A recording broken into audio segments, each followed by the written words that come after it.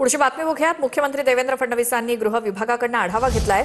नाशिक धर्मांतर प्रकरण असेल किंवा अशोक खरात प्रकरण, परतवाडा प्रकरण, गोरेगाव ड्रग्ज प्रकरण या सगळ्याच्या तपासाचा आढावा मुख्यमंत्र्यांनी घेतलाय।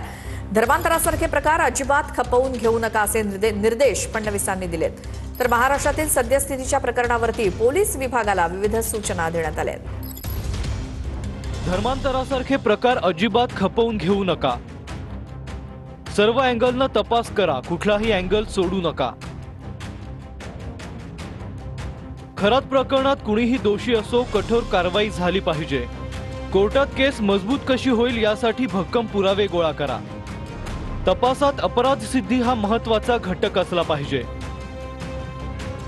परतवाडा अत्याचार प्रकरणात तक्रारींसाठी पुढे येण्याकरता पीडितांचं समुपदेशन करा।